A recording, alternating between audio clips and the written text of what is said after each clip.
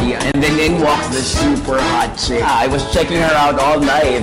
Versus magjowa. Nung papasketball kami nung kaibigan ko, nakita ko bumibing soft drinks.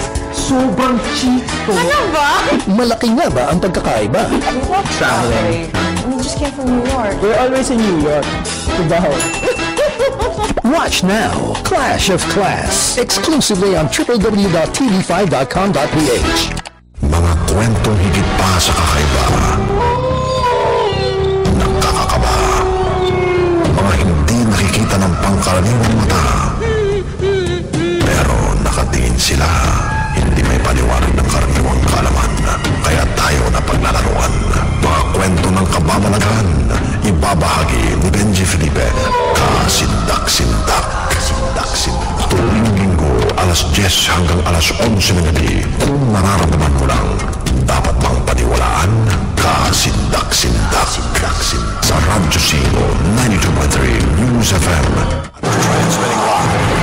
Transmitting live from our brand new studios at TV5 Media Center and Reliance Mandaluyong. By land, by sea, and on air.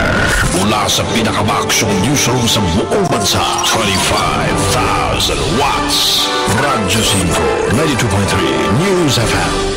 Iwanan mo na ang lumang tunog ng AM. Hindi nakikita ng pangkaraniwang mata. Hindi may paliwanag ng pangkaraniwang kalaman. Nararamdaman mo lang. Dapat bang paniwalaan? Magdasal na kayo. Papasok na tayo sa marim-marim na mundo. Kasindak-sindak sa Radyo 5, 92.3 News FM.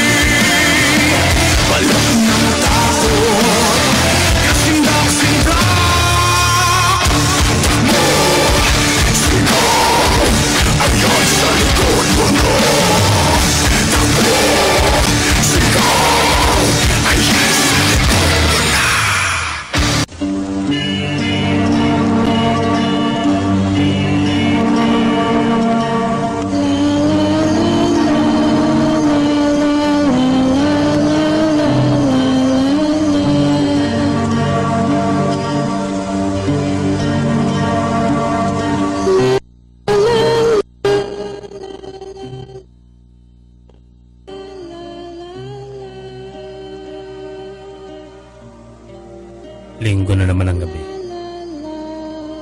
Muli, magsasama-sama tayo sa mundong hindi natin lubos na alam kung anong meron. Ang mga dapat abangan. 10 krimen na nalutas dahil sa psychic investigators, iisa-isahin. Puting aninong nakulong, sumigaw at nakalabas sa kwarto. Pag-uusapan ng CCTV. Gumagana ba ang third eye kapag tulog tayo? Sasagutin. Bakit nga ba nawala sa kasaysayan ng pangalan ng tinaguriang Queen of Egypt na si Nefertiti? Alamin. Multong nakalubog sa isang museum. Ikukwento. Ang batang tumutugtog ng piano habang tulog, iuulat. Ang ahas na may 4 na paa, tuklasin. Bakit may sindak na dulot ang sigaw ng tao? Alamin. Ang 4 na baitang ng demonic activity, papaksain. Ang multong nakipag-ugnayang kahapon sa Laguna kay Adam Reyes at sa iba niyang kasamahan, ikasisindak ninyo ang kwento. Mas marami tayong sasagutin ngayon na naiipong tanong tungkol sa panaginip at kababalaghan, at abangan ang inyong horoscope. Kaya sumama na kayo, papasok tayo sa mundong hindi natin lubos na alam, ang mundo ng supernatural at paranormal world sa dako paroon. At kailangan natin magdasal para tayo may gabay.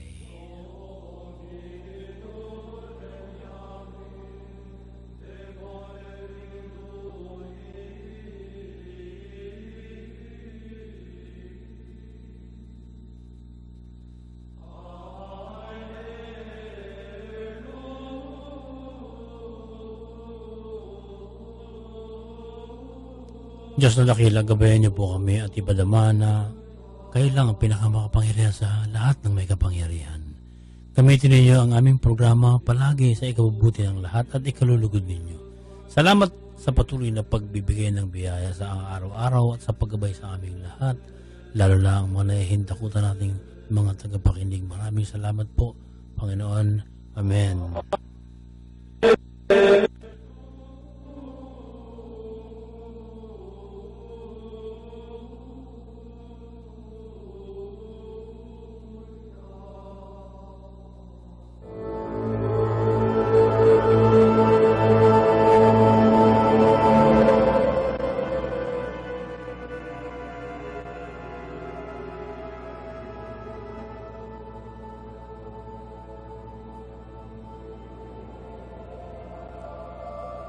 Merong tinatawag na estado ng demonic activity at merong humiling na tagapakinig na ito ay ating paksain. Ngayon ang hinihingi niya yung 7 stages. 4 ang aming nakalap na merong mga baitang ng mga pagkilos ng demonyo. Ang una ay ang tinatawag na suppression. Ito ang mababang uri ng pagpaparamdam ng masamang elemento. Posibleng irritable o wala sa mood ang negatibong enerhiya na nasa paligid ng taong sinasapian ng ganito. Ikalawa yung tinatawag na mild oppression.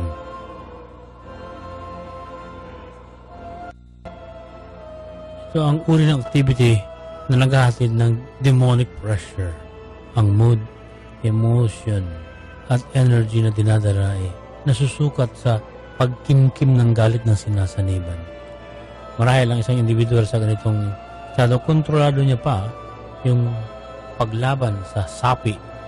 Halimbawa, yung tinatawag na suppressive stage.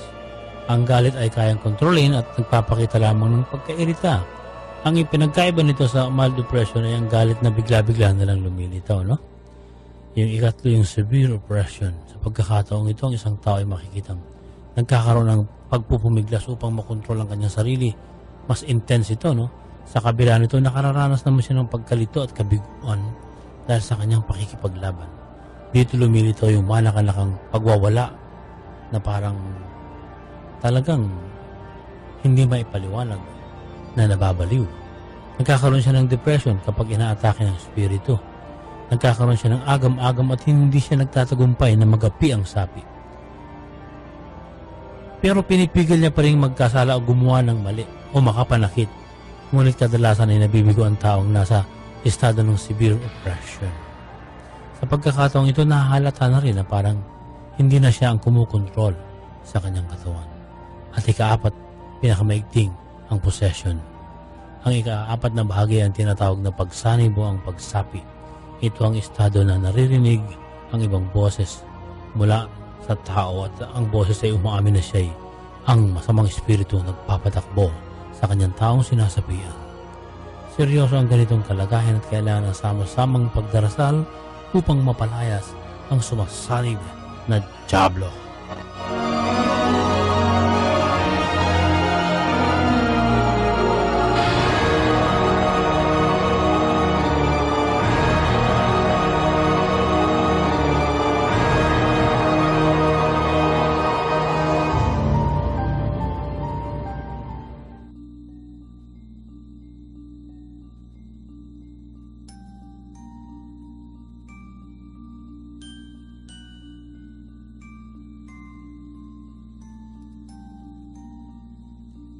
Takot na takot man ay pinasok ng amateur ghost hunters sa United Kingdom ang isang museum na pinaniniwala ang maraming kaluluwang naninirahan.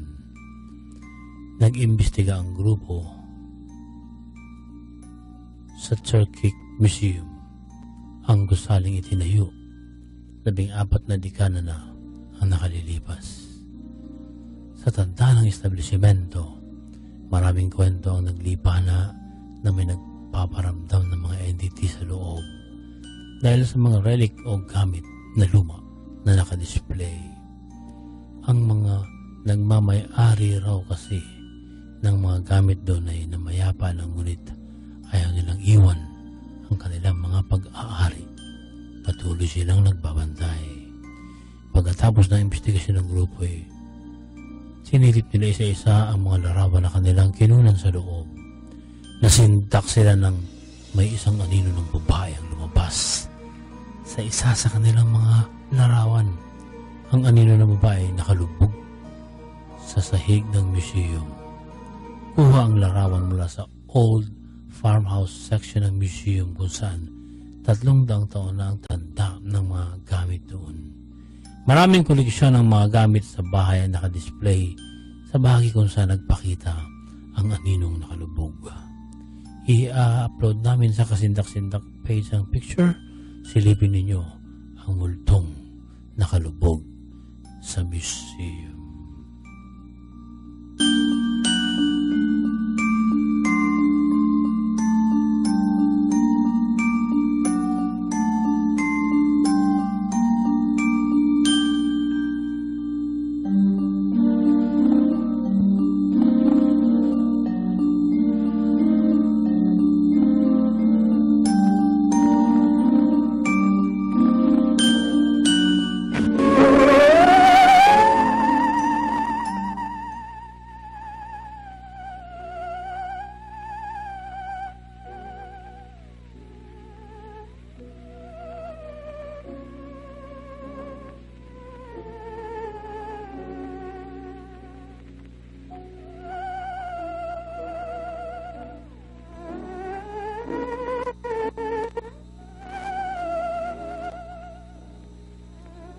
Gaya ng pakiusap namin noong nakaraang linggo, dadamihan namin ang pagsagot sa maraming tanong na naiipon tungkol sa inyong mga panaginip at kababalaghan, nararanasan at narito ang unang bahagi. Sabi ni Larry James, good evening, lagi akong nananaginip na lumang bahay. Pag nakakapasok ko, hindi na ako nakakalabas. God bless. Ikaw ang bahay sa panaginip at ang pagkakakulong mo ay nangangahulugan na una baka may sakit kang hindi mo alam at hindi naman gumagaling. Ikalawa, baka hindi ka makaalis sa trabaho kahit gusto mo na. Ikatlo, baka relasyon ito na ayaw mo na. At ika-4, baka may utang ka na hindi nababayaran. pwede ring utang na loob na nagbibigay sa iyo ng bagabag. Si Welmar Cabanilla, good evening kasindak-sindak. Ikikwento ko lang po ang aking karanasan. Dati po kasi nung nasa probinsya kami, palagi sa aking kinikwento ng tito ko na may palasyo raw sa loob ng malaking puno ng balite. Lagi ko po siyang nakikita na pumapasok sa malaking butas sa gitna ng puno. Pag pumapasok siya, parang may portal. Nawawala agad siya kapag nakakapasok siya. Makalipas pong 1 buwan, nagkasakit siya. Pinapakain namin siya pero lagi niya sinasabi na busog siya. Nung namatay po ang tito ko, yung balat o yung katawan niya parang katawan ng puno ng saging, naging kulay green at napakalambot. Ang sabi ng lolo ko, hindi raw talaga patay ang tito ko. Kinuha ng engkanto ang kaluluwa ng tito ko at sinama sa kanilang mundo. Alam mo, ang kwentong ito ni Wilmar ay alamat ng mga engkanto sa mga probinsya na di umano'y nangunguha ng tao. Pero kung pag-aaralan Deya yung kwento niya, no, may paliwanag ang siyensya. Talagang may butas ang puno ng balite kasi mga ugat ito na nagsasama-sama at hindi solidong kahoy yan. Kung pumapasok lang tito mo, baka meron siyang sariling imahinasyon ng kung anong uri ng kababalaghan. Pero sabi mo nagkulay berde ang kanyang balat nung mamatay. Pwedeng meron siyang taglay na skin necrosis, no? Baka hindi niya alam. Talagang hirap kumain ng may ganitong karamdaman kasi palagi silang nahihilo at nasusuka kung hindi agad nagagamot. Sabi naman ni Ram J. Donasco, ano pong ibig sabihin ng nagpadala ka ng pera sa isang money remittance? 1,000 pesos, 500 pesos at 20 peso bill. Thanks at more power. Ram J, 3 uri ng pagmamahal ang hinahanap mo, no? Una, mataas na uri. Siguro pag-ibig ito. Ikalawa, karaniwang pagmamahal. Baka relasyon sa mga mahal sa buhay. At ikatlo, simple lang na pagmamahal gaya ng pansinin ka lang sa mumunti mong ginagawa. Sabi ni Maribel Carnable, palagi ako nananaginip na nag-a-apply ako ng trabaho sa abroad at saka dito sa local. Pag malapit na ako makapasok, parang napuputol yung panaginip. Pero wala namang araw na hindi ako nananaginip ng ganito. Nai-stress na ako eh. I'm a single mom, yung kapatid ko ang sumusuporta sa akin. Pero ako yung gumagawa ng mga gawaing bahay. Daghang salamat sa kasindak-sindak. Sana mapanatag na ako. Alam mo Maribel, naghahanap ka ng tamang direksyon sa iyong buhay na hindi mo patiyak kung ano at saan. Ito ang sinasabi ng subconscious mind mo na idinaan sa panaginip.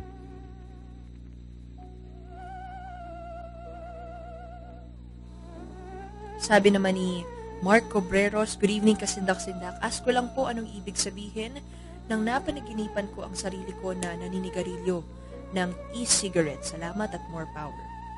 Mark, kung hindi ka naninigarilyo sa totoong buhay, nangangahulugan nito na may reservations ka, no? At hindi ka basta tumatanggap ng kung sino man sa iyong buhay. Ang isa pang kaisipan sa ganitong panaginip ay nagkukunwari kang okay ka lang o okay lang ang lahat. Pero sa totoo, hindi okay ang isa o ilang sitwasyon sa iyong waking life. Sabi ni Karen Chung, ay tatanong ko yung dream ko na lagi akong tumatakbo. Normal po ba na managinip ng mga tao hindi mo naman kilala tapos nakikilala mo na lang days after? Pwede po bang batiin niyo yung Toribio family na nakikinig ngayon? Pinabati natin yung Toribio family, no? Ang pagtakbo mo nagsasabing determinado ka sa iyong mga pangarap. Ang panaginip na may nakikilala ka at nagkakatotoo, ang tawag doon ay precognitive dreams. Ibinibigay ka agad ng iyong subconscious mind ang impormasyon habang tulog ka na may makikilala ka, kaya nakikita mo na sila sa panaginip. Walang kababalaghan dito, Karen, ha? Si Manuel Magracia Jr., salamat kasindak-sindak ha. Natatakot po ako dahil talagang di ko maipaliwanag ang mga bagay na komplikado talaga. Marami po kasing multo sa dating bahay namin na compound at binabahayan daw po ng mga duwende at multo. Yung friend ng aking ama ay isang psychic. Napapadalaw siya sa amin pero inamin po niya sa papa ko na nakakita siya ng duwende. Huwag daw pong titignan ng duwende ng diretso kasi nawawala po sila. Sa multo naman, hindi pa po ako pinapanganak noon. Habang natutulog po ang kasambahay namin sa sofa, nagising siya at may pumasok pong white lady na nakalutang habang naglalakad. Baka nga po siya yung adopted child na naging kapatid ng mama ko at tumira mismo sa bahay. Pinaalam lang ni Papa. Namatay po sa isang school excursion nila sa Batangas yun. Swimming at nalunod at hindi po nahanap ang bangkay. Sana ay mabasa ninyo at aasahan ko po ang na magtagal pa po ang Kasindak-Sindak More Power. Ang kwento mo, Manuel, ay bunga ng sarili mong imahinasyon na dulot ng mga impormasyong ibinibigay nila sa iyo, no? Ito ang sanhin ng mga takot mo. Bakit ka natatakot kung wala ka pa namang nakikitang multo? Di ba? Si JR, sabi niya, good evening, Ma'am Dea, Sir Benji. Si JR po ito from Toril, Davao City. Addict listener ng Kasindak-Sindak. At dadagdagan po ang aking kaalaman sa bawat topic po na isinasalay sa inyo linggo-linggo. Pwede niyo po bang pakitopic ang horoscope? Saan po ba nagsimula? Sino ang nakadiskubre sa mga character? Sana ay mapansin niyo ang aking liham. Tinandaan ko na, JR, yung tanong mo para masaliksik namin sa susunod na linggo. Salamat. At sabi ni Josue Bernas, kasindak-sindak patapik yung 10 worst dictator sa buong mundo, saka kung ano yung mga kasindak-sindak na ginawa nila. Thank you. Every Sunday ako nakikinig. Josue, hahanapin namin ito at pinamarkahan ko na rin ngayon ang iyong request. Si Thayas Riel, Sir Benji, good evening. At Ate Dea, bakit po sa tuwing iniisip ko yung mga kaibigan ko na namimiss ko na sila at gising naman po ako sa mga oras na gano'n Pero nakapikit po ako, ilang weeks lang po o araw ay dumarating na sila. Ito pa po, no? Bakit po ang lolo ko sa tuwing pumupunta kami ng probinsya at pauwi na kami at nag-aantay kami ng bus, bakit po pagsabi niya na nandito na po yung bus, ilang minuto naman ay dumarating na? Kasi ganito, no? Ang una, merong daydreaming na tinatawag. Ginagawa ito ng ilang atleta para lumakas ang tsansa nilang manalo sa laban. Nakapikit sila at palaging iniisip yung magiging laban kung paano sila magwawagi. Kaya ito yung madalas na nagkakatotoo, no? Kaya mo, gusto mo makita yung mga friends mo na namimiss mo. Nakakarating sa kanila impormasyon, kaya naiisipan din nilang bisitahin ka. Tungkol sa lolo mo, kabisado na niya na yung routine ng bus liners ang mga sinaunang tao noon, mas malakas ang pakiramdam mo yung tinatawag na instinct, ano? Wala pa naman kasing gadget noon Kaya ang batehan lang, yung pakiramdam mo. So, walang kabalagahan doon. Si Keriv po, may binigay siya na link na may multo raw sa bandang 1 minute and 28 seconds. Totoo po ba ito? Pakisagot. Meron siyang pinakita, no? Pinanood ko, nakakilabot. Parang kakaiba nga yung paramdam sa CCTV ng isang anino. No? Pero parang sinasabi nila sumigaw yung babae at nais na pagbuksan siya. Ang totoo, di ba hindi? Makailangan ng multo ng tulong ng tao para siya makalabas ng pinto. Lumalago sila kahit saan, di ba? Kasi energy lang nga sila di ba, sa paligid. Pero sa isang banda nga, para kasing hindi retokado day yung video no? Kaya may sintak talaga yung dating. Papapanood na lang namin sa inyo, no? Mamaya, isasalang namin sa Kasindak Facebook page. Kikita niyo 3 beses na na-slow mo yung paglabas ng kaluluwa ng isang nilalang. Kaluluwa man yan o anino, ganun. Sabi ni Jo Marie Maniego, Sir, naniniwala ba kayo sa atheism? Para kasing nagiging ganun na ako Kung pinapanigan nyo ang siyensya, di hindi na kayo naniniwala sa Diyos. Alam mo, Jom, ang atheist ay taong hindi naniniwala sa Diyos. Kami sa Kasindak-Sindak ay 100% na sumasampalataya sa concept of God. Pero welcome na welcome sa amin ng mga taong gaya mo na naghahanap pa ng mas maraming sagot mula sa science. Kasi iba naman talaga yung may nakakalap ka at nalilikom na impormasyon kaysa sa Biblia o Quran o Bhagavad Gita lang. Halimbawa, yung binabasa ninyo, mabuti na yung mas marami kayong nakukuhang kaalaman. Ito walang pangalan. Sabi niya, Kuya Benji, posible ba yung open ng third eye habang natutulog? Sana masagot nyo. Salamat. Ang paliwanag dito ni Adam Reyes, mas relax ang conscious mind kapag tulog tayo, kaya mas nagagamit ng tao ang third eye sa ganitong estado. Pero kung ano ang mararanasan mo, depende sa paniniwala mo kung ano ba ang third eye. Magkaiba yan no? Si Maraluna Asherda, sabi niya, kasindak-sindak na naginip po ako na merong lalaki. Gusto pong makipagtalik sa akin. Hindi ko po kilala yung lalaki. Maraming salamat. Anong ibig sabihin nito? Mera, dalawang magkakontra ang kahulugan nito, no? Una, takot ka sa isang paparating na sitwasyon sa waking life. Ikalawa, pwede ka ring hindi ka takot na sumubok sa mga bagong adventure. Sabi ni Jeff Condor, bakit kapag nananaginip ako na katulad ng sinaksak ako at nagigising ako, nararamdaman ko yung sakit sa parte kung saan tinamaan ako ng saksak. Maraming salamat. Bahagi kasi ito, Jet, ng sleep paralysis. Yung masakit na parte, yun yung ugat na hindi agad dinadaluyan ng dugo noong nararanasan mo yung tinatawag na sleep paralysis. Ang akala mo tuloy, nasaksak ka talaga. Si Roberto Abulencio Jr., good evening kasindak-sindak. Ano po ba ang tawag kapag nagkakatotoo ang isang panaginip? Madalas po kasing mangyari sa akin yun. Maraming salamat at more power. Ang tawag dyan, Robert, precognitive dream o prophetic dream, no? Hindi ito kababalaghan at scientific ito. Sabi ni Marian Isabel Reyes, good evening, palagi akong napapanaginipan ng crush ko. Ang paliwanag dito, kapag palagi mo siyang iniisip, nadadala mo sa panaginip. Mas literal ang iyong panaginip at wala ditong ibig sabihin ni talinghaga. Si Marcel Aducal, good evening, lagi ko pong napapanaginipan na tuwing naglalakad ako sa daan, may nakikita akong asong kulay puti. At pag inaamoy ako ng aso, kinagat po ako at nung umalis na yung aso, wala akong sugat at gumaan na yung pakiramdam ko. At ito pa po, no, tuwing mananaginip po ako, may humahabol sa akin. Hindi ako makatakbo ng mabilis. Yun bang gusto kong tumakbo ng mabilis pero hindi ko po magawa kahit takot na takot ako sa tinatakbuhan ko. Maraming salamat sa kasindak-sindak. Okay, Marshall, yung unang nating panaginip, ang nangangulugan nito na may gusto kang gawin pero wala ka ng gana at hindi mo na mabalanse ang buhay mo pero kaya mo pa rin kumilos kasi hindi ka naman nasugatan o nakagat, no?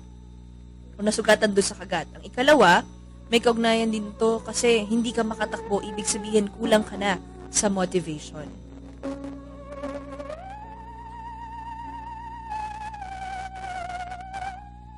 Si Robert Castro naman, Sir Benji, nakatutong ako sa inyo mula 2013. Salamat. Nagbigay sa akin ng inspirasyon na ito. Itong kasindak-sindak na gumawa ako ng libro tungkol sa extraterrestrials at misteryo na pinamagatang kong The Mystery and Conspiracy Theories of the Ancient and Modern World. Susunod ko naman yung Tagalog simplified version ng Hunting the Lost Symbol ni Dan Brown at yung Chariots of the Gods ni Danny Ken. Gusto ko po na isensya inyo ang mga gagawin kong libro. More power than God bless. Sige Robert, ipadala mo sa amin yan. Alam mo, pwede mong gawing batayin yung tinagalog namin ni Diana, Chariots of the Gods, para may comparison ka. Ihintayin ko yung librong gagawin mo. Salamat, Robert. Okay.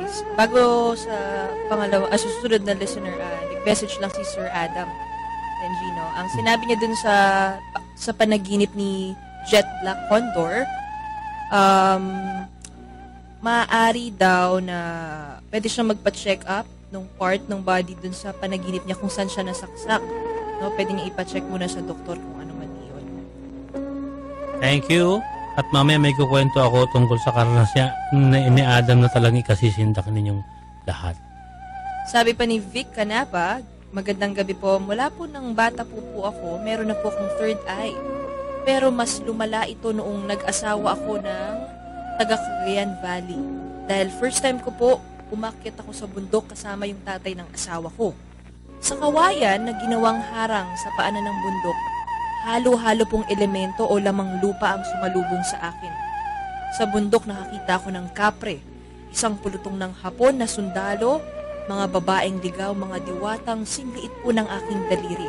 At higit sa lahat, yung matanda po na nakaupo sa batuhan sa sapa. Sinabi niya, Manong ang pangalan niya. Nang kinausap ko siya, tinanong ko po kung bakit binabantayan niya yung batong nakatusok sa lupa malapit sa sapa. Ang sagot niya, may kayamanan na inilagay yung mga rebelding Hapon dun po sa bato. Hanggang ngayon po ay nakikita ko pa rin po sila. Gusto ko pong malaman, mamanahin po ba ito ng aking anak paglaki niya, no? Ang tanong niya kasi, Yung sa third mamanahin ba ng anak niya yung third eye? Ang sagot natin, hindi naman eh. Likas na meron tayo niyan eh. Ang iba, bukas ito. Ang iba, sarado.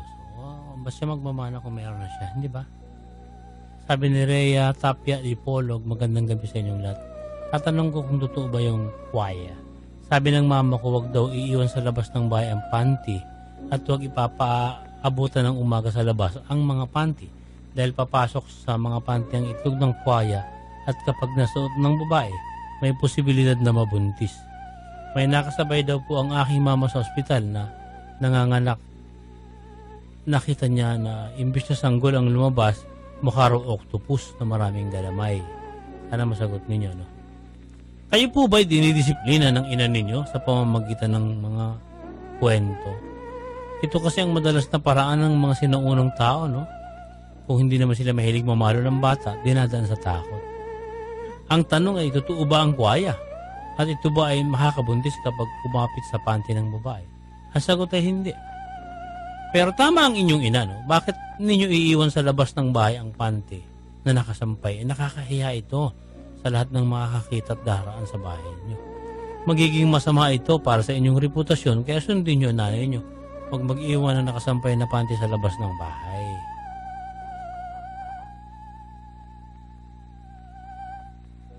Si Maya Natsumi naman, may baby po ako, 3 months old. At hindi naman sa hindi pa siya nabibinyagan. Ang tanong ko, totoo ba yung sinasabi na hindi dapat iniiwan na mag-isa ang baby? Kasi umiiyak yung baby ko kahit iniiwan na. Pag tulog, iiyak, parang natatakot, madalas na habang tulog siya, bigla na lang magigising na takot, nagugulat, parang tumatalon-talon yung dibdib. May kinalalaman po ba sa kung anumang negative vibes dahil hindi pa siya nabibinyagan? Totoo rin ba na may nakikita ang baby na mga spirit? Salamat, pakisagot. God bless us all. Maya, ganito, no? Ang bawat sanggol ay malakas ang sixth sense. May mga baby na kahit alam nilang malayo ang kanilang ina, hindi sila lubhang nababagabag. Maliban na lang kung sila'y nagugutom o may nararamdamang sakit. Parang ito yung malakas ang naturalesa na mga baby. Pero mayroong mga baby na kapag malayo sa kanilang ina, insecure ka agad at iyak ng iyak. Scientific ang paliwanag, ano? Ang takot mo sa baby, huwag mo nang dalimpa sa dibdib mo, no? Walang paranormal dyan. Samahan mo na lang lagi yung baby mo dahil baka na-insecure siya pag mag-isa lang siya. Si Kenneth Agnes, Sir Benji Mamdea, isa po ako sa inyong avid listener. Isa po akong call center agent at pinilit ko pong makakuha ng day off na Sunday dahil gustong-gusto ko pong makinig sa programa ninyo. Salamat, Kenneth. Salamat, Kenneth. Pwede niyo po bang pakitopic po yung tungkol kay Nefertiti? Isa raw po siya sa mga naging Queen of Egypt. Sana po ay matapik po ninyo kung ano talagang nangyari sa kanya. Salamat at more power. Ganito, si Nefertiti naging ship ng Egyptian Pharaoh Akhina mula 1353 hanggang 1336 BC. Binansagan siyang ruler of the Nile and daughter of gods. Sinasabi rin siya ay stepmother ng sikat na pharaoh na si Tutankhamun. Lahat ito ay hindi madaling makumpirma kasi naputol ang kwento ng buhay ni Nefertiti. Kasi nawala ang pangalan niya sa kasaysayan. Muli lang naungkat ang pangalan niya nung mahukay ang isang basta sa isang guhong artist shop sa Amarna noong 1912. Ngayon ay nasa Berlin Art Museum na ito ngayon. Bakit controversial ang pagkawala niya? Kasi nagkaroon ng isang hari sa Egypt na ang pangalan ay Akhenaten. Siya rin daw si Nefertiti na nag-disguise na lalaki. Pero may mga scholar naman na nagsasabing naging asawa ni Nefertiti si Akhenaten kaya naghati pa rin sila sa pamamahala noon sa Ehipto. Masalimut ang naging buhay niya at mas masalimut ngayong marami ang lumilitaw na teorya. Kaya inihintay ng archaeologists at ng historians ang iba pang future findings sa mami ni Nefertiti para lumitaw ang mas maraming impormasyong tumpak tungkol sa iconic na ito na Egyptian Queen. Magpaparaan muna tayo ng ilang mga paalala at magbabalik tayo maya-maya lamang sa mas marami pang kwento tungkol sa kababalaghan.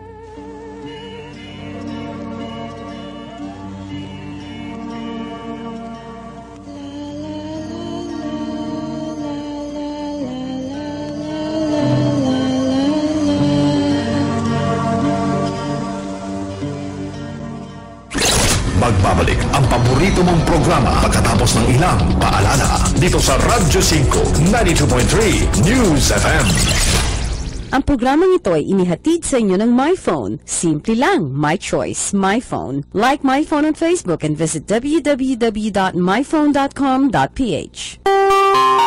Daniel Padilla po. Choice ko, MyPhone Rio 2. Ituloy-tuloy natin ang saya. Ang Rio, My Rio 2 na. Bagong MyPhone Rio 2. May Android 5 Lollipop OS, 8MP camera na may Sony sensor at 5MP na front camera. 5499 lang. Daniel Padilla po. Choice ko, MyPhone Rio 2. Rio is back. Rio 2 Lite for only $4,599 and Rio 2 for only $5,499. MyPhone. Be inspired. Ang pinaka-wanted na programa sa radyo. Nasa Radyo 5 na. Sa radyo.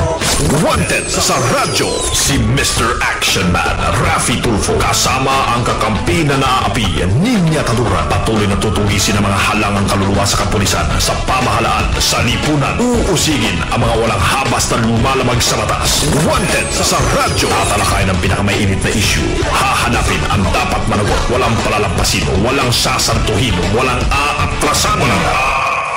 Tutugunan ang mga hinaing ng ating mga mamamayan at bibigyan solusyon ang mga problemang tila wala ng lunas. Lunes hanggang Biyernes, alas 2 hanggang alas 4 ng hapon. Wanted sa radyo. Narito na, matakot na sa Radyo 5 na 92.3 News FM at Aksyon TV. Pinoy dating culture. Konyo couples. We were at this super crazy party and then in walks this super hot chick. I was checking her out all night. Versus magjowa. Nung basketball kami nung kaibigan ko, nakita ko bumibing soft drinks. Sobrang cheap to. Ano ba? Malaki nga ba ang pagkakaiba? Traveling. We just came from New York. We're always in New York. Cubao. Watch now, Clash of Class, exclusively on www.tv5.com.ph. Sa itim ng gabi, sa paglamig ng hangin, sa pagkonti ng tao sa daan, sa bawat yapak ng nawawalang kaluluwa, sa kalsadang madilim, may Jojo A na nanggigising! High five! Ang rayot na talk show host muling magkakalat ng good vibes! Sa nag-iisang late night talk show na all the way! Ay, wala na pala yun! Sa nag-iisang medyo comedy, medyo serious, medyo heavenly, medyo sexy. Parang malina, no? The Medyo Late Night Show with Jojo A. Weeknight, 11:30 p.m. sa TV5. Sa batas, maraming tanong. Tama po ba na ang panganay na anak ang unang pipili kung saan parte ng lupa na minana nila magkakapatid ang gusto niya? Meron bang ganong pribileyo ang panganay? Meron kasi silang balak i-implement na babaguhin nila yung commission namin to a lower percentage. Meron po ba silang nilalabag doon? Kung magkano ang bail sakaling matalo sa kasong reckless imprudence resulting to homicide? Aksidente po ang nangyari, biglang bumagsak yung lasing sa kalye bago ko siya mahit. At laging may sagot. Unjust vexation, intriguing against honor, slander at defamation. Pwede yan ang file mo at lahat ng kaparusahan dyan, kulong. Ang 9262, ito ang batas na nagpoprotekta sa mga babaeng inaabuso ng kanilang mga asawa, dating asawa, boyfriend, dating boyfriend. Relasyon. Samahan sina Lucy Cruz Valdez at Attorney Mel Santamaria. Lunes hanggang Biyernes, alas 12 ng tanghali. Kailan mag-agree kayo? Relasyon. Para sa mga naniniwala sa batas at sa mga lumalabag nito, alaman nila o hindi. Tama ka dyan, Lucy. Sa Radyo 5, 92.3 News FM. Nagbabalik ang paborito mong programa dito sa Radyo 5, 92.3 News FM. Kung nararamdaman mo lang, dapat bang paniwalaan? Kasindak-sindak sa Radyo 5, 92.3 News FM.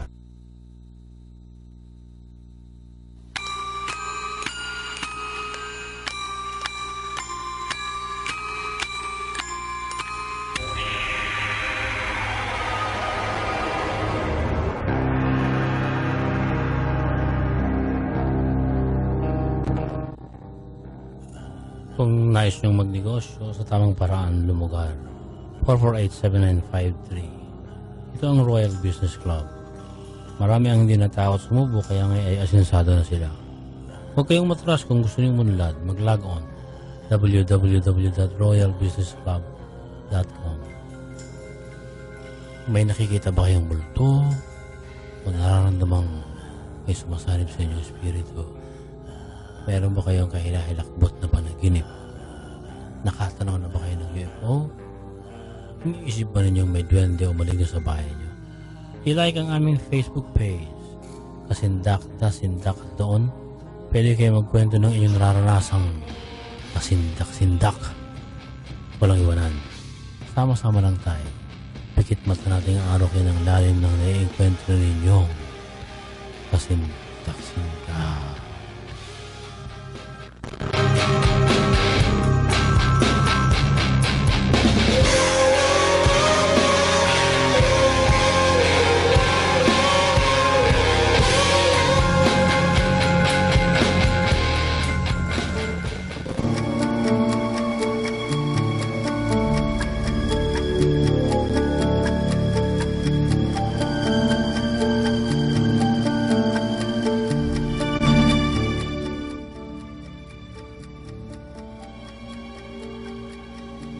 Kwento sa siyensya, iuulat ni Dea. Ahas, may 4 na paa. Ito ang nadiskubre ng mga siyentipiko kamakailan lamang sa isang lugar sa Brazil. Nahukay nila ang naiwang buto ng isang species na tinawag na Tetrapodophyes amplectus na nag-iedad ng 120 taon. Nagtataka ngayon ng mga eksperto kung maituturing nga ba nila itong uri ng ahas dahil wala namang paa ang uri ng hayop na ito. Sabi ng paleontologist na si David Martil, ang vertebrae ay kauri ng ahas. May mas mahaba ang buntot kaysa sa karaniwang ahas at may mga buto o kalansay ng mga iba't ibang uri ng hayop sa tiyan nito na posibleng kinain ng naturang species noong nabubuhay pa ito. Ganito raw ang forma ng ahas. Pinagtatalunan pa ngayon ng ibang eksperto kung nag-evolve ba ang ahas para maging bubuli at bayawak at nagkakaroon ng 4 na paa.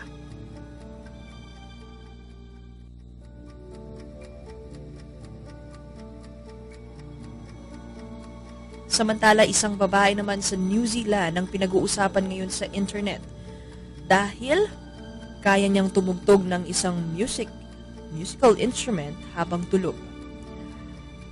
Ang 12 taong gulang na bata na si Isabel ay may video sa YouTube kung saan sinubukan niyang tumugtog ng piano. Ngunit, hindi naman gumagana ang kanyang diwa. Siya ay tulog o isang uri ng estado ng pag-sleepwalk. Ayon sa kamag-anak ni Isabel na kumuha ng video, hindi lang daw ito 2 beses nangyari. Nagtaka sila dahil maraming beses na itong ginagawa ni Isabel. Tila nananaginip siya na gustong tumugtog ng piano, kaya ito raw ang paulit-ulit niyang ginagawa habang tulog. Ayon kay Isabel, sa kanyang panaginip ay nasa isang lugar siya kung saan pinatutugtog at pinakakanta ng rock band na Queen ang Bicycle Race na kanta, no? Paggising daw ni Isabel, sinabi niya sa kanyang magulang na nanaginip siya na kumakanta si Freddie Mercury sa harap ng maraming fans. Sabi ng mga eksperto, walang masama sa pag-sleepwalk ni Isabel, pero dapat tutukan ang bata dahil may ilang kaso na ng sleepwalkers na tuluyan ng hindi nagising. Gaya na lamang ng isang kaso ng sleepwalker na si Ryan Campbell mula sa Kentucky. Noong nakarang taon ay tumalon ang 20 anyos na lalaki mula sa 60 talampakang bangin dahil nag-sleepwalk siya habang nasa isang campsite. May isa ring babae sa New Zealand na nakaranas ng kakaibang uri ng sleep disorder. Madalas siyang nagmamaneho at bumabiyahe ng ilang oras. Pero siya ay unconscious noong mga panahong iyon o ang kanyang diwa ay naglalakbay. I-upload namin mamaya sa Kasindak-Sindak Facebook page ang video ni Isabel mamaya habang tulog na tumutugtog ng piano.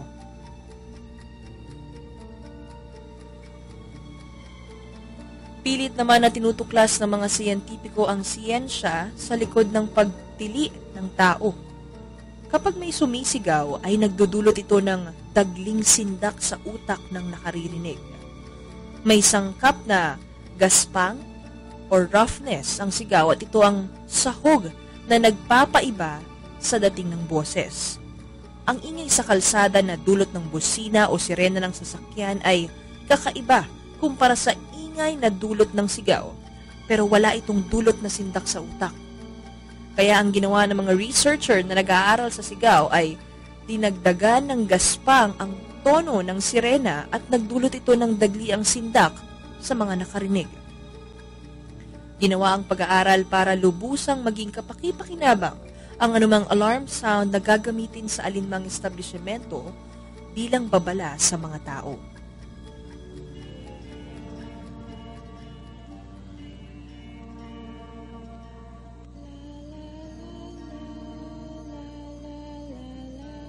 Kung nais nyo magnegosyo, tumawag sa 448-7953. Ito ang Royal Business Club. Marami ang hindi natakot sumubo, kaya ngayon ay sensada sila. Huwag kayong matras kung gusto nyo munlad. Mag-log on www.royalbusinessclub.com. Ang ikalawang bahagi ng pagsagot sa panaginip at kababalaghan, narito.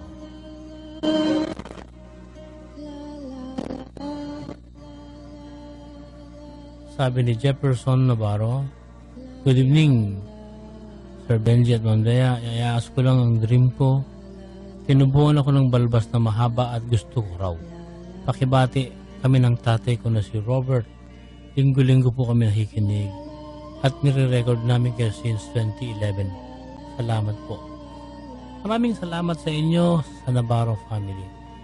Jeff, alam mo may inililihim ka at hindi mo binibigyan ng halaga ang ilang tao sa iyong paligid. Yan ang kahulugan ng panaginip mo.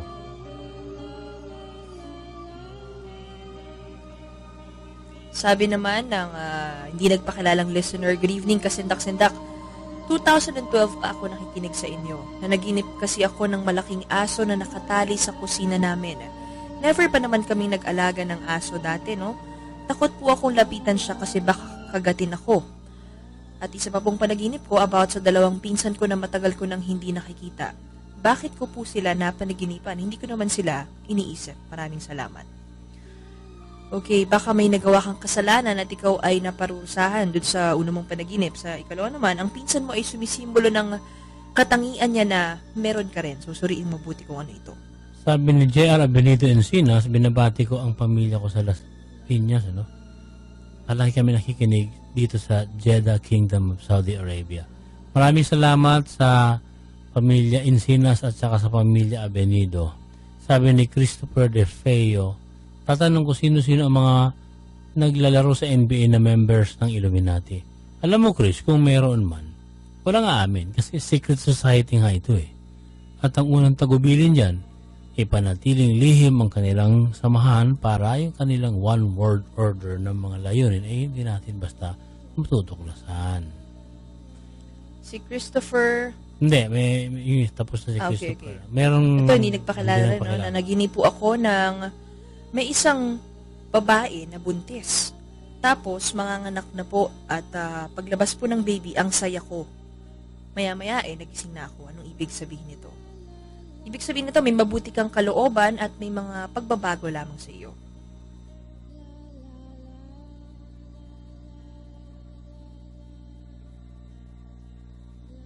Sabi ni Leberlo Age Balmo, "Tatanong ko kung pwede niyong itabik ang Rastafari movement." Ante, lagyan natin ito ng marka. para kay Lebar, no? Para sa susunod na linggo pag-usapan natin. Sabi ni Gilbert Ilostre, magandang gabi kasi tatanong ko kung ano ang possibility na pwedeng masabi na merong earthbound spirit. Yung lolo ko, sa side ng nanay ko, ang ikinamatay daw ay kulam. Ayon sa kwento ng nanay, nakita nila ang kapatid niya na may lumabas na mga insekto sa katawan ng tatay nila. Dahil daw yun sa agawan ng lupa sa probinsya namin sa Negros. Tapos may tinanim ang lolo ko na mga nyog. Hanggang ngayon buhay ang nyog, tumatangkad ng tumatangkad. Yun po ang hinala na baka earthbound spirit ang lolo ko. At may naisang mensahe tungkol sa lupa namin sa Negros. Alam mo yung earthbound spirit, ito yung mga kaluluwa ang piniling manatili sa daigdig at mga kaluluwa rin nakakulong sa daigdig kasi may mga hindi tapos na misyon o may naisingin na tulong sa ating mga buhay. Yan ang paliwanag sa atin ng guro natin na si Adam, earthbound spirit. Kung ang lolo mo talaga, kasi hindi natin nakita lahat, no? Kung ang lolo mo totoong may insekto na lumabas mula sa kanyang katawan, pwede pa rin hindi ito kulam eh. Alam nyo, may insekto na kapag kumakagat sa balat ng tao, nag-iiwan ng itlog. Ang init ng dugo natin ang nagsisilbing limliman ng itlog. Kaya nabubuhay sila, lumalaki para maging insekto. Siyempre, pag pisa na yon, hahanap ng parang makalabas sa katawan ng tao kapag kaya na nilang lumipad. Ang aral dito, kapag may insektong kumagat sa atin, ipasuri sa doktor kapag hindi agad gumaling ang sugat o kaya mayroong parang nararamdamang nakakapa na mumunting bukol na umuusbong. Magpa-doktor. Tungkol sa puno ng nyog, walang kakababalagahan dun. Tumatagal ang puno ng nyog kahit na 80 years, no? Kaya hindi ka taka-taka na magtagal ang puno ng nyog na tinanim ng lolo mo. Sabi naman ni Flam ng Ken, ito, ang dugtungan ko lang yung sinabi mo about dun sa insekto, no? Ang tawag pala sa insektong ito ay Levigatus fabricus. No, ito yung sinabi ni Sir Adam. It breeds in blood. Hindi daw kulam yun. At isang infection. So, yun. At ang totoo doon, masama yun eh. Pag hindi ka agad nagamot. Kaya siguro namatay din yung lolo niya, no? Sabi ni Flam, pakitapik ang psychic vampirism. At ano po ba yung dreamwalking? Dreamwalking ba o sleepwalking? Yung psychic vampirism, mamarkahan natin to, Flam, para sa'yo. Pero yung sleepwalking, tinatawag ko sa aklat na ibinigay ni Adam Reyes na somnambulism. Madalas itong mangyari sa mga batang 6 hanggang 12 anyos. Kung madalas mangyari, magpatingin na sa doktor para sigurado lang, ha? Sabi naman ni Renel Carina, itatanong ko lang po yung panaginip ko na nagbibisikleta po ako at may nakaangkas na babae sa likod ko. Tapos may pangil po siya at kinagat po ako sa leeg. Ano po kayang ibig sabihin nun? Thanks at more power. May problema ka ba sa relasyon? O may problema ka sa relasyon na hindi mo siguro nasusolusyonan, Renel? Sabi ni Quincy Jane Santos, anong ibig sabihin ng panaginip ko na nakikipagtalik ako sa ninong ko? Quincy, meron kang matayag na pangarap at mataas ang hangarin na gusto mong makamit. Ganon ang kahulugan yan. Sabi ni Jake Wesker, tatanong ko lang bakit bihira akong managinip. Wala talaga akong maalala paggising ko. Thank you. Alam mo, mahimbing yung tulog mo eh. Mabuti naman kasi ibig sabihin, hindi ka masyadong nababala sa iyong waking life. Baka meron gustong idagdag si Adam. Masama ba, Adam, pag ang tao hindi masyadong nanaginip? Text ka nga, Adam, at nang masagot pa natin ang gusto ito. Pero tingin ko, hindi naman. Ibig sabihin, mahimbing ang tulog niya. No? Si Jeron Mabini, good evening kasindak-sindak. Pwede po bang malaman ng inyong opinion about sa ano to? Araw-araw nakikita niyan. Araw-araw daw niya nakikita. No? Parati ko po kasi nakikita yung ratio na 9-11. O kahit anong ratio number, no? Basta 11 po ang last 2 number, kagaya po ng 6-11 o kaya 8-11. Basta mga ganun. Ang parati ko pong nakikita. Madalas makikita ko yan sa oras ng cellphone ko, sa TV, mga establishment o kaya sa mga public places. Ano kayang ibig sabihin nito? Alam mo, naging pangitain din namin ito noong 2012, no? Sa analysis ni Adam at sa pagbabasa na rin namin. Mas madaling tandaan kasi yung 11 eh. Parang poste na kambal. Pero ito, ang gusto kong ibigay sa iyo, Heron, Subukan mong pansinin ang iba't ibang numero na nakikita mo araw-araw. Tandaan mo lahat ng numero kahit na mahirap i-visualize. Sa malalaman mo, wala pala itong pagkakaiba sa 11. Ganun lang yun. Ito yung sagot ni Sir Adam, no? Sabi niya, tungkol yan dun sa bakit mahimbing. Hindi siya nagkakaroon ng panaginip o wala siyang naaalala? Sabi naman niya, not really. Dreams are good, but normally when people don't dream, it means they have entered a very deep form of sleep. No, it simply means sobrang pagod ang katawan ni Jake, kaya it needs to regenerate. Okay, di mabuti. Nakaka-relax siya. Siguro, pagod na pagod itong si Jake, no? Okay. Sabi ni Sky Guerrero Gutierrez, pwede po bang batiin mo, Kuya Benji, si Sheila Duque? Nakikinig siya palagi. Pakibatiin na rin si Jade at Harold. Thanks, kasindak-sindak. Ayan, binati ko na sila. Si Ellie John Martin Oblea, Sir Bench, tanong ko lang po yung panaginip ko na hindi ko po malilimutan. Nung araw po na kalilibing lang po ng lolo ko, natulog kami kinagabihan at ang panaginip ko po ay ganito. Nasa medyo madilim at sobrang init na may mga kumukulong magma na parang nasa loob ng bulkan po ako nung may nakita akong nakatalikod na tao. Kinalabit ko po siya tapos nagulat ako kasi lolo ko yun. Nanlilisik, ang mga pulang-pulang mata niya at naninigarilyo. At hinila po niya ako papalapit sa kanya. Sinabing, ayoko dito. Pero sinabihan ko siya na, okay lang dito lolo, hindi ka namin iiwan, nandito lang kami. Pagkatapos po noon ay nagising na po akong pawis na pawis at pakiramdam ko ay hindi na po ako natulog. Sana ay mabasa na. Hindi mo pa lubos na nauunawaan yung kamatayan at sariwa pa yung pagkamatay ng lolo mo. Ito yung manifestation sa iyong panaginip. Naghahanap ka siguro ng mga sagot sa tanong na bakit. Kasi pag namamatayan tayo, bakit, di ba? Nadadala mo sa panaginip. Sabi ni Leo Brian Sanico, pwede bang itapik ang buhay ni Edgar Allan Poe? Ang alam ko lang sa kanya, siya ay nagpasimula ng horror na nobela o genre.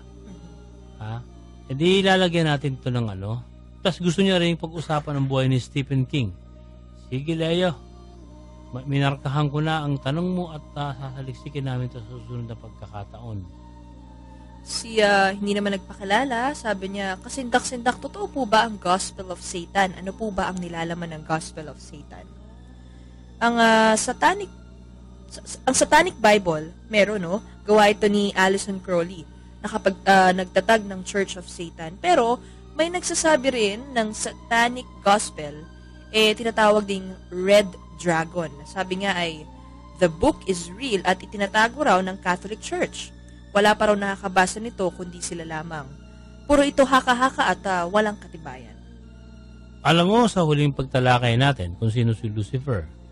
Satanas yan sa tawag na Hebrew. Okay, si Anton LaVey pa lang Anton LaVey, hindi si Alison Crowley, no? Si Anton LaVey ang gumawa ng Church of Satan, di ba?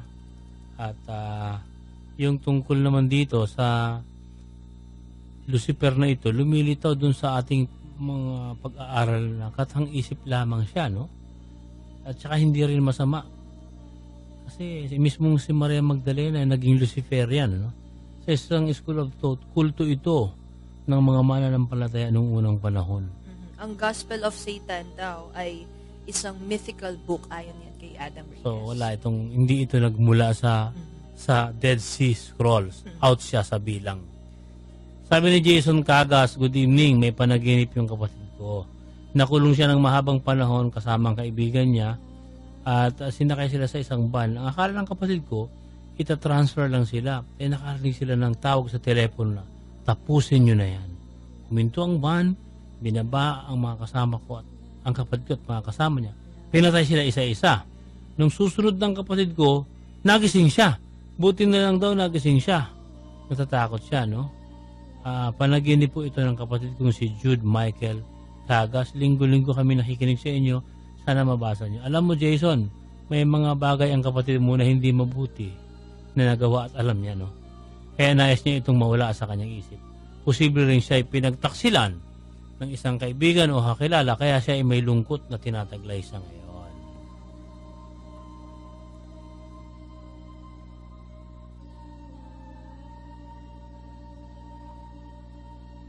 Si Jason Mejorada, ang tanong, yung panaginip ko tuwing tatalon ako sa mataas na mga lugar at gusto ko magpakamatay, nananatili pa rin akong buhay.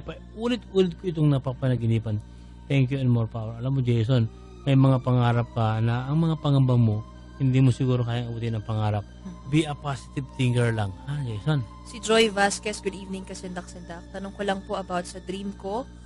Yung crush ko raw po ay kinakasal sa babae. Mukhang mid-30s na po ang edad. Thank you and God bless. Joy, kung ang pakiramdam mo sa kasalan nila ay hindi maganda, may mabigat ka sigurong dinadala sa ngayon, no? Kung ayos lang yung pakiramdam mo, kahit crush mo siya, may mga bagay na tinatanggap mo sa iyong waking life na may kaugnayan sa pagbabago. Sabi ni Nico Suringa, good evening. Linggo-linggo ako nakikinig. Tanong ko kung anong ibig sabihin ng panaginip ko, nagkaroon ng baha. Nangamba ako na baka malunod ako. Ang ginawa ko, nagdasal ako, naligtas ako. Nakita ko ang pamilya ko, binaharin. Isa pa, napanaginipan ko ang lolo ko matagal ng patay. Pinagmamalaki niya ako sa mga kakilala niya. Alam mo, Nico, dahil takot ka sa baha, ibig sabihin may mga nagaganap sa waking life mo na nalulunod ka sa sitwasyon o problema.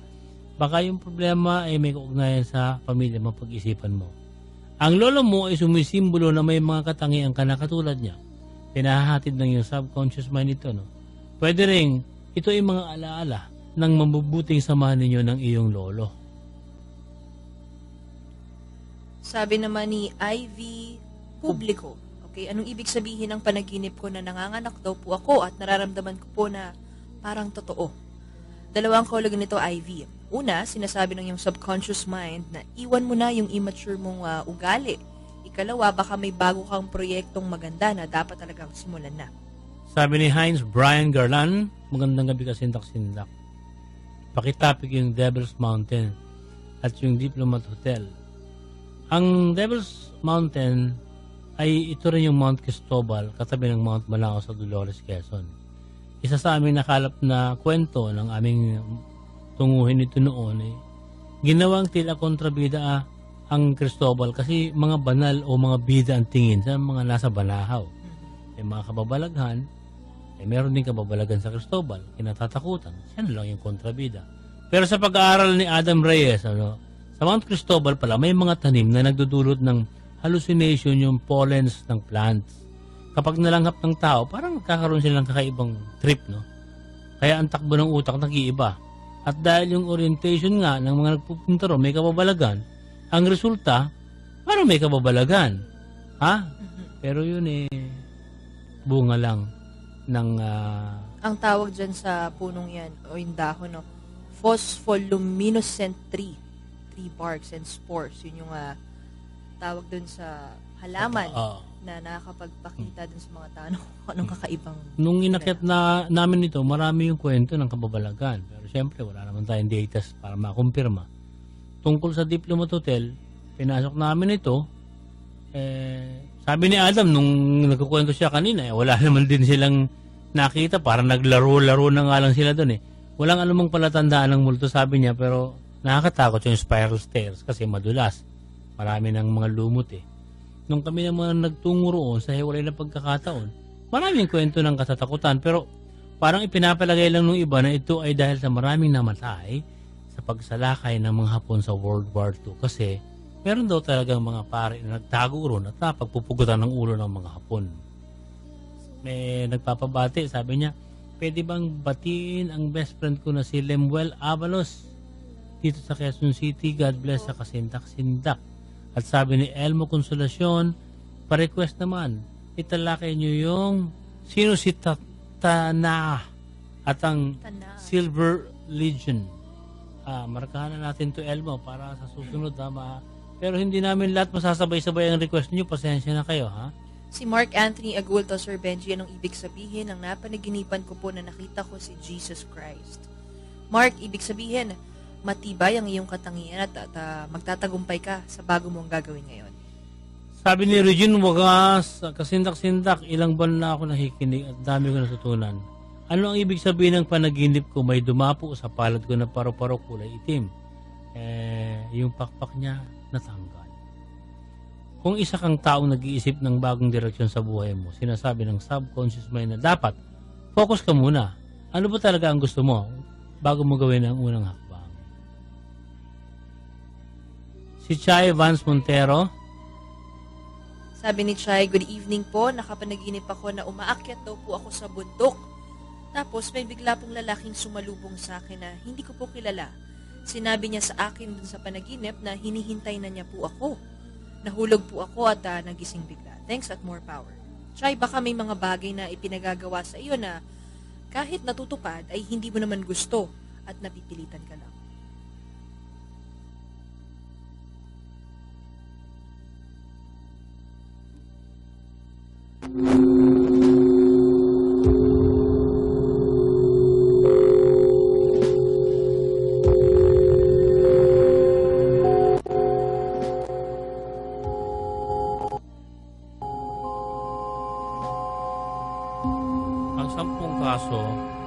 Na nalutas dahil sa psychic investigation.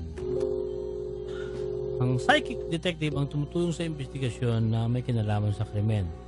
Gamit yung tinatawag na psychic abilities, nakapagbibigay sila ng solusyon sa investigasyon ng mga otoridad sa mga kaso ng murder, yung pagkawala. Narito ang 10 na naresolba sa tulong nila.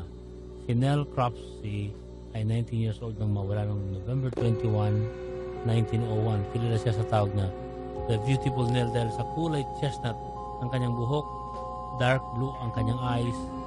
Naninirahan siya sa Elizabeth City, North Carolina kasama ang kanyang pamilya. Bago siya nawala, nais niyang surprisahin ang mga magulang sa Thanksgiving Day kasama ang nobyo na si Jim Wilcox. Ayon sa sinumpang salaysay ni Jim, nagkita sila ni Nell at nakipag-break ang dalaga sa kanya nung gabing yon. Gayunpaman, nanindigan ng tatay ni Nell na hindi nakauwi ang kanyang anak.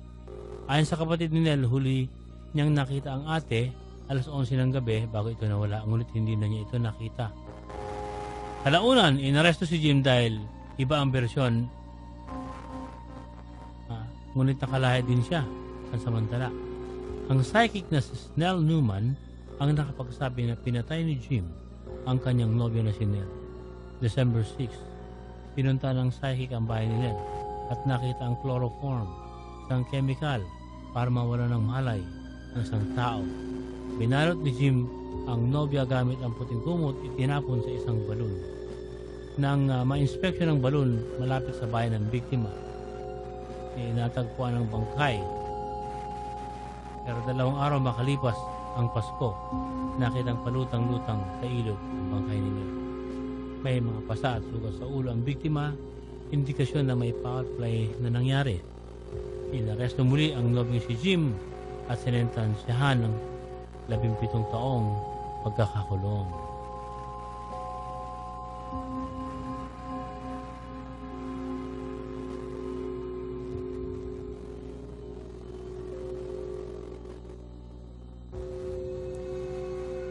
Hindi naman nagaanong pinag-interesan ng mga pulis ang pagkawala ni Maria Scott dahil isa raw itong prostitute.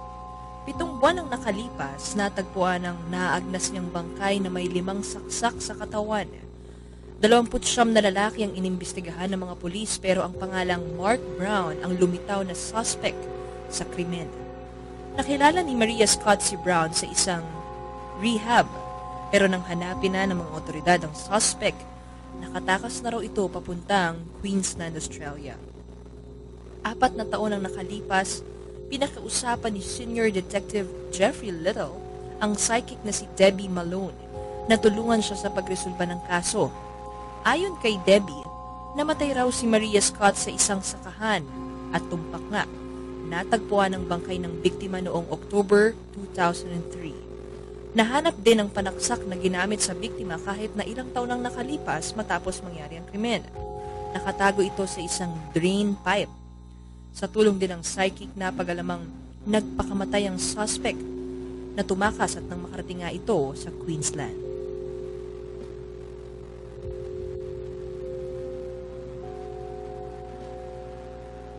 Si Paolo Brown ay sikat na hairdresser na wala bigla pagkatapos makipagsosyalan sa mga kaibigan sa Sydney, Australia.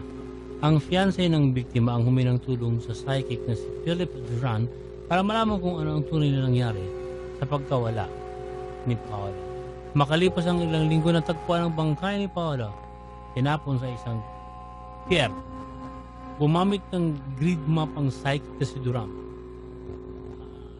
Nagpapasalamat ang mga otoridad sa psychic dahil si Duran ang nakapagturo kung saan maaaring matagpuan ang bangkay ilang kilometro ang layo sa crime scene.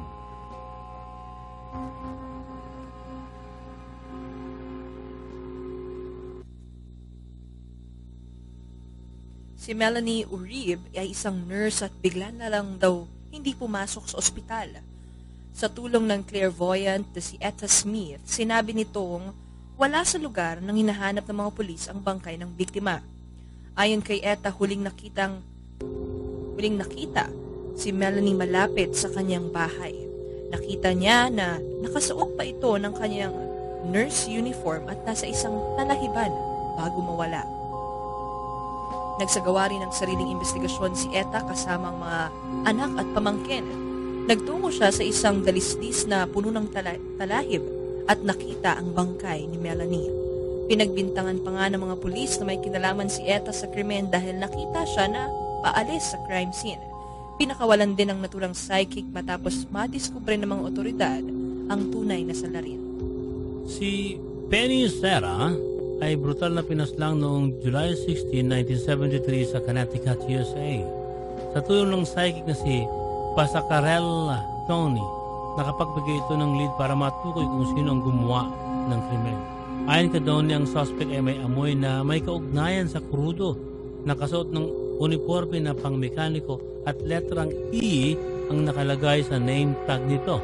Sinabi ni Donnie sa mga pulis na hindi nila agad mahuhuli ang killer pero makukulong din dahil blood can tell. Totoo nga ang vision ni Donnie. 26 na taon nang nakalipas, isang lalaki ang nagngangalang Edward ang hinuli dahil nagmas ang dugo sa DNA at fingerprint test na ginawa ng mga dalubhasa. Guilty si Edward at nasentensya ng habang buhay sa pagkakakulong. Ang susunod po na 5 ay bibigyan namin mamaya lamang at ngayon ay muli nating sasagutin ang ilan pang mga tanong tungkol sa kababalaghan at mga panaginip, pero ibibigay muna namin ngayon ang hinihintay ninyong horoscope.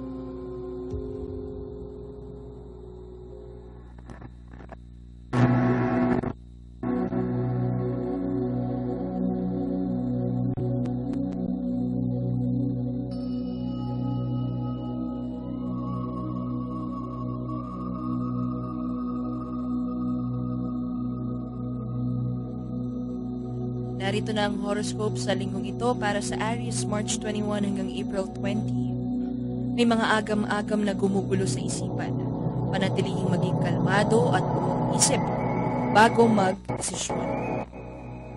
Huwag magpapadala sa emosyon ng ibang tao sa paligid. Matutong magpatawad. Taurus, April 21 hanggang May 20, lalakas ang pakiramdam dahil sa mga senyales na makikita sa paligid. Walang mawawala kung susundin ng puso bago gumawa ng hakbang. Mahalaga ang oras na ito para buhayin muli ang pangarap na nawala na noon.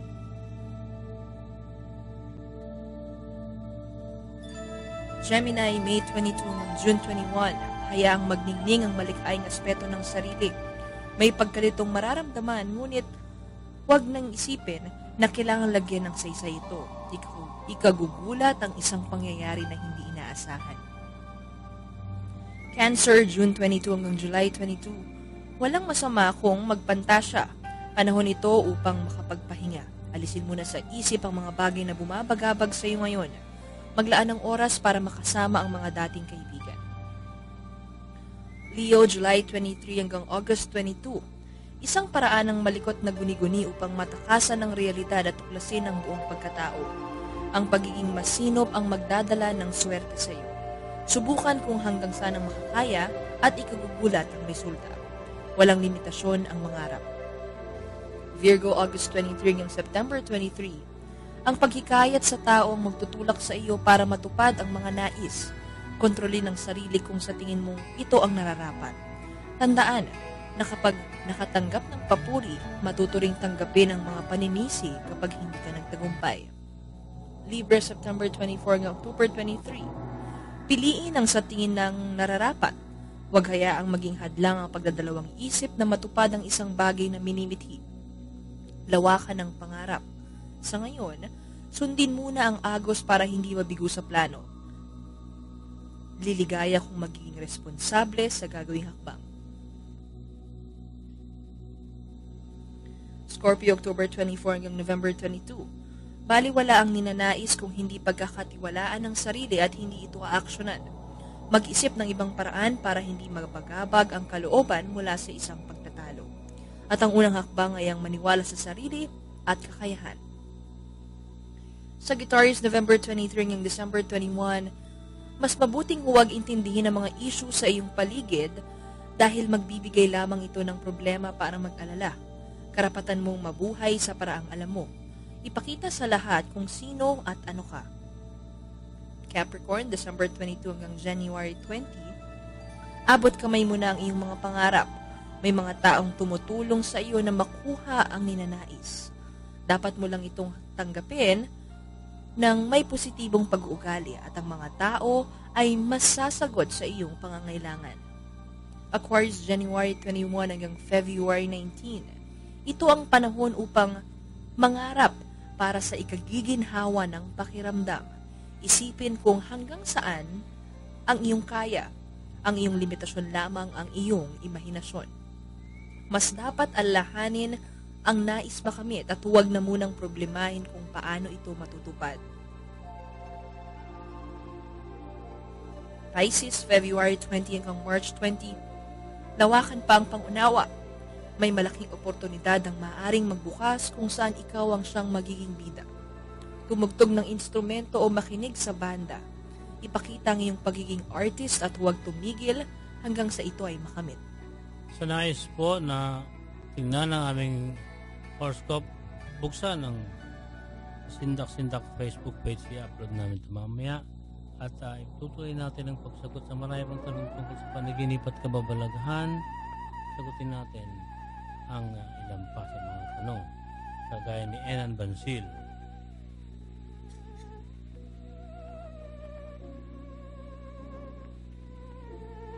Good evening. Ang tanong ko lang, nasa hagdanan ako, bumaba ako, nakita ko yung ex ko may kayakap na lalaki. Hindi ko kilala. Nung umakyat ulit ako sa hagdan, pagtingin ko, yung ex ko tsaka yung babae, nagsisex na sila. Nung nasa taas na ako, yumakap na lang ako sa mga friends ko habang nakatingin ako sa ex ko at sa babae na nagtatalik. Ano ang ibig sabihin? Nan! May hinahanap kang katangian sa dati mong karelasyon na pwedeng ito'y nauukol sa sex o pwedeng ito'y nauukol sa ugali niya. Kung may karelasyon ka ngayon, baka meron siyang hindi nagagawa o kayang gawin ng ex mo, kaya parang namimiss mo siya. Sabi ni Francis Rene Remo, magandang gabi, Ma'am Dea at Sir Benji. Tatanong ko lang, makakausap ba ang isang kaluluwa na nagpaparamdam pero hindi naman nagpapakita? Thanks and more power.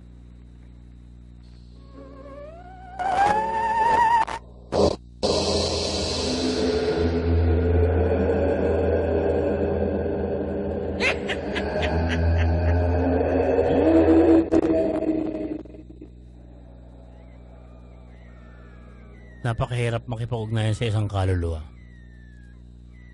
Kahapon nagtungo si Adam sa isang liblib na puok sa Laguna. Kung susumahin sa kwento niya, 14 kilometros yung nilakad papunta pa lang, no? O 14 ba yun o 16? Hindi raw kasi kayang pasukin ng sasakyan yung daan. Ang misyon, para alamin kung bakit may albularyo na nagsasabing kapre o tikbalang ang may kagagawa ng suicide ng isang lalaki sa kanilang lugar. Nadatnan nila Adam yung abandonadong bahay ng lalaking namatay na si Mang Jerry.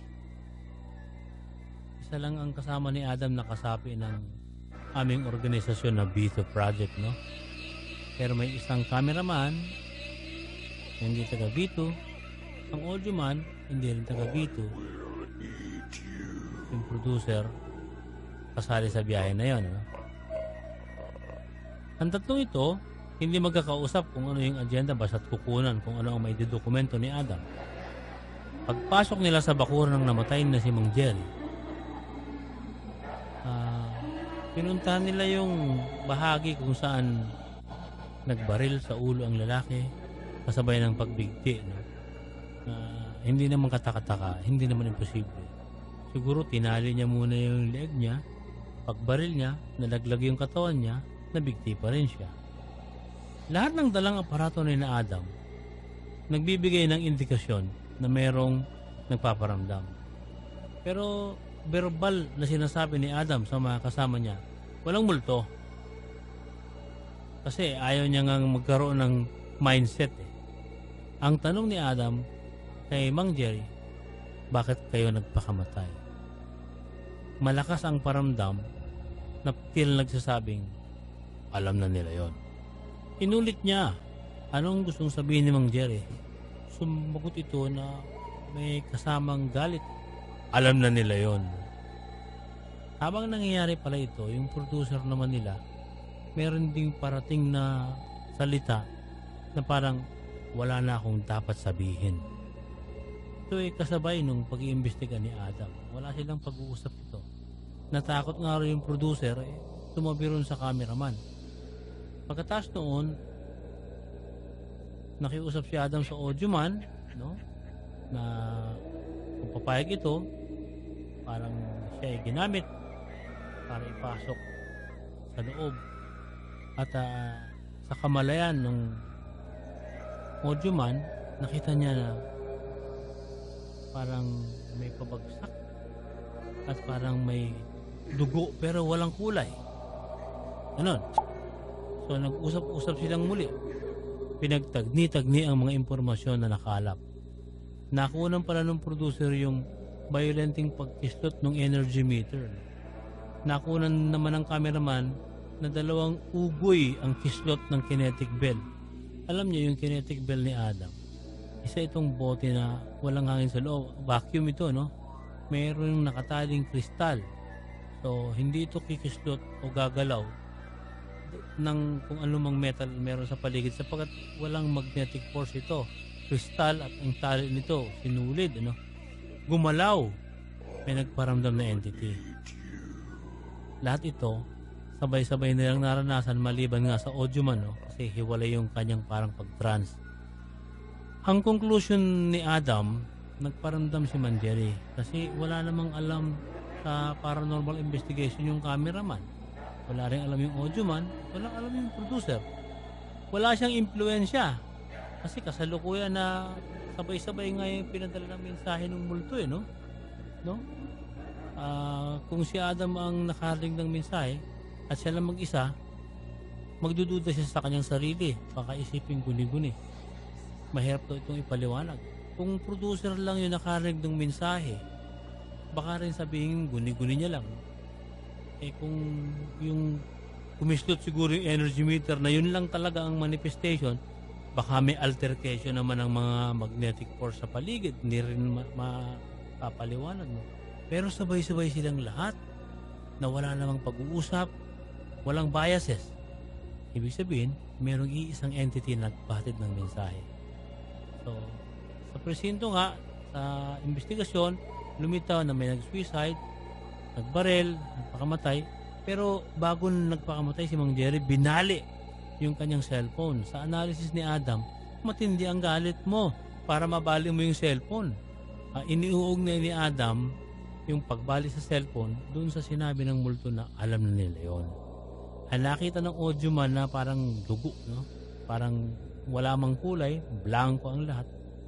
Para bang, sabi ni Adam sa analysis niya, parang na blanco na ang kalooban ng mama. Tinapos niya na ang lahat. No? Wala na siyang pagmamahal siguro sa kanyang pamilya. At parang yung sinasabi niya sa producer na wala na akong dapat sabihin, talagang Parang bahala na kayo sa buhay nyo, aalis na ako. Saka naman nila nalaman yung tungkol sa pamilya ni Mang Jerry. Ang asawa pala nito, ayaw tumira dun sa liblib na lugar sa bahay. Palagi nakikitulog sa kanyang magulang, yung biyanan, no? Sa text lang yata nag-uusap si Mang Jerry tsaka yung kanyang asawa. At namimiss ni Mang Jerry yung kanyang anak, no? Tila inilalayo nga nung ina at nung binan. Siguro nabuo yung ngit-ngit sa dibdib. Doon siya nagpasyang siguro putulad yung relasyon sa kanyang asawa at tapusin ang buhay. At tinanggap niya. Bali wala na sa kanyang lahat. Sa kwentong ito ni Adam kanina, napagtanto namin, napakahirap talaga yung mag-conduct ng ghost hunting. Bukod sa mahaba ang aming mga training dito, na hindi pa talaga matapos-tapos, marami pa rin yung dapat pag-aralan, maraming dapat basahin, at saka maraming dapat isaalang-alang bago magkaroon ng conclusion kung totoong multo yung nagpapakita o nagpaparamdam. Ang nangyari ito kay Adam ay isang halimbawa na hindi basta-basta sinasabi na oo, may multo nga. Mahaba ang proseso, tinitiyak para hindi naman tayo magkamali kung sakali mang tayo nga ay mag-iimbestiga. Yun po ang kwentong sinabi sa atin ni Adam na meron kayo napulot na aral dito, no?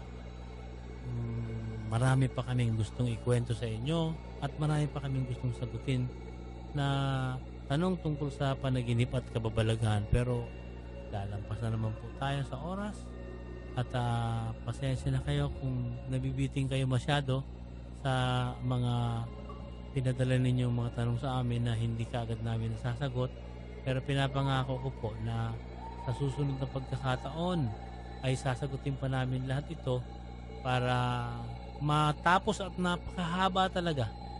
Sa totoo lang ho, hindi naman ako nag-exaggerate. Nasa 1,000 na po yung naipon kaya nangangamba ako na baka magalit na kayong lahat dahil hindi namin nababasa lahat. Pero huwag kayong mag-alala, pipilitin pa rin namin na masagot lahat ito sa susunod na pagkakataon, no? Maraming salamat sa lahat ng tumatangkilik at patuloy na sumusubaybay sa programang Kasindak-Sindak at pinapasalamatan din namin ang mga kaibigan naming laging nasa suporta sa amin, Ana Manansala, Harold, Heidi at Kedon Bangit, ang Plitora, si Perdi Gomez, no? Si Paring Budyo, si Maring Mer, si Jaime Mendoza, si Mark Christian Badali, lahat ng pamilya ni Cesar, lahat na nakikinig ngayon, si Adam, nakikinig ngayon, si Paul, lahat ng kasama namin sa V2 Project sa batch na ito, yun na namin kayo isa-isin. Maraming salamat sa inyong lahat. At ang kasama ko rito si Edson Santelices, si Georgian Miliana, si Jessica Tanda, David, namin yan, at siyempre si Dea Cacho. Ako po si Benji Felipe, sabing hanggang sa susunod na linggong muli tayo magkakarinigan pa dito sa programang Kasindak-Sindak.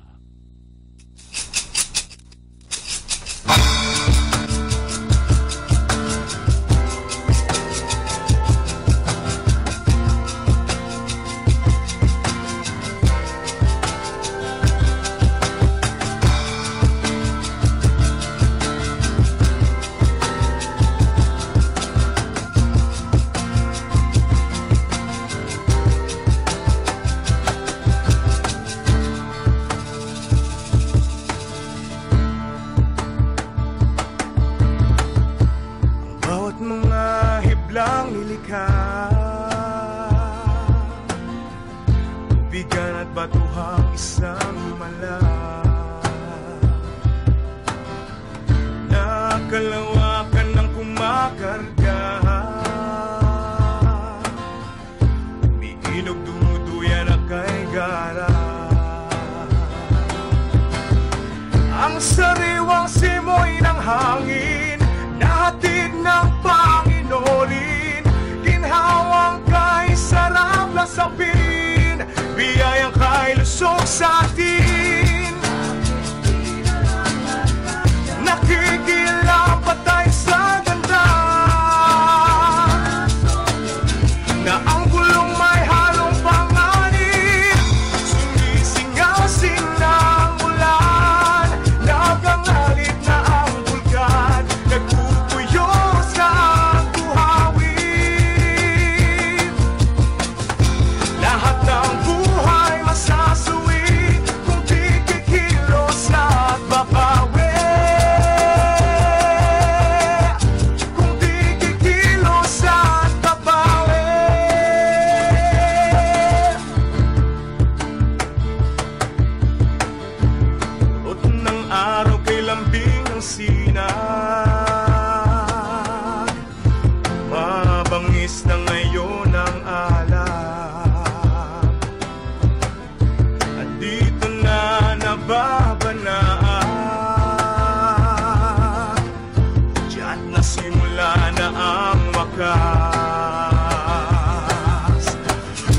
sangkol pang